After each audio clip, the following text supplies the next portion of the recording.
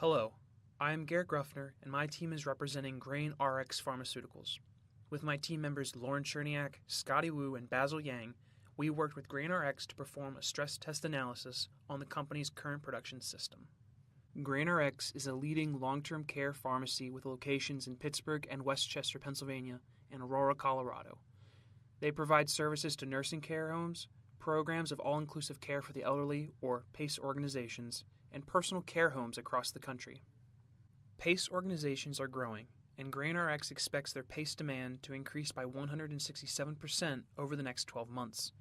Grane RX provides PACE patients with unit-of-use medications, pouched oral solid medications, and pouched-as-needed medicines from their pharmacy in Pittsburgh, Pennsylvania. In response to this increase, Grane RX wants to know the current capacity of their system, and if their current system cannot satisfy the full 167% increase in demand, what changes need to be made to satisfy this increase. My team and I chose to build a simulation model of the current system so that we could provide Grane RX with their desired deliverables. To begin, a process map was created to specifically learn the corrector to blue bin shipping process because this part of the process was Grane RX's primary scope of interest. The project team began constructing the simulation model by defining all entity types, which represent the different types of patients, defining all stations, and defining all resources. In the model, the 5 main types of entities enter the system as a batch at the corrector machine, where a high-speed camera checks each package individually. All medicines that fail at the corrector are inspected by the pharmacist and corrected by a technician. The type of batch determines the remainder of the process. After constructing the model and routing the entities properly, the project team decided to perform data analysis on the peak PACE Wednesday, which is the first Wednesday in Grane's 28-day cycle. This day was chosen because we wanted to test the system under stress. We used data for these Wednesdays to find probability distributions for the inner arrival times, in addition to calculating the percentage of each patient type, the average number of patients for each batch for a specific patient type, and the average number of bags for each batch of a specific patient type. These parameters, along with other information like work schedules, were built into the model. Before running the model, a metric referred to as TIS-24 was defined, which is the average time in system for the entities that enter the system within the first 24 hours. This metric was chosen because we wanted to track what could potentially be completed within a day, even though these peak PACE days do not occur one after the other. Specifically, one day is constrained to 24 hours, so this TIS-24 must be less than or equal to 24 hours to be feasible. Finally, to ensure all entities created in the first 24 hours are processed, the simulation model was set to run for 10 days. We determined the number of replications as 16 according to the desired half-width.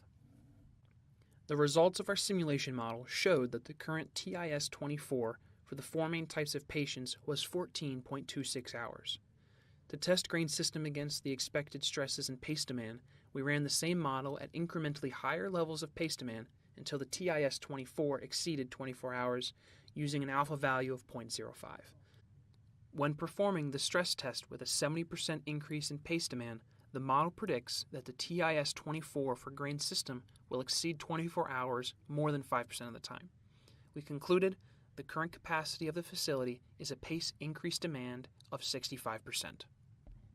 Using these results, we tested different scenarios with the model to see which would have a positive effect and hopefully allow Grane to accomplish their goal of meeting a 167% increase in PACE demand by bringing the TIS-24 metric to a more feasible level.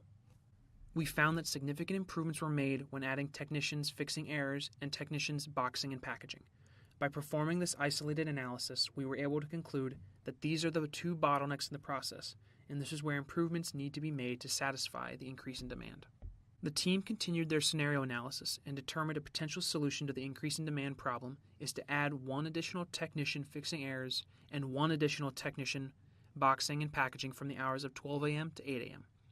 Grane was particularly interested in how automation would impact their system, so with boxing and packaging being a bottleneck, we found that another potential solution is to purchase a machine that can box and pack at a rate 20% faster than the current processing time.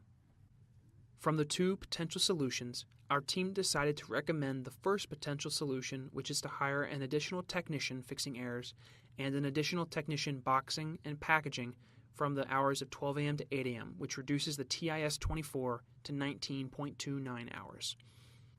We concluded our project with testing the sensitivity of our recommended solution by completing another stress test analysis. We found our recommended solution breaks with a 215% increase in paste demand, which means our solution can satisfy up to 210% increase in paste demand. In addition, we looked into the potential bottlenecks that arise with implementing this solution. This allowed us to conclude that technicians fixing errors arises as the bottleneck. By completing the project, we had 4 major findings which can be seen.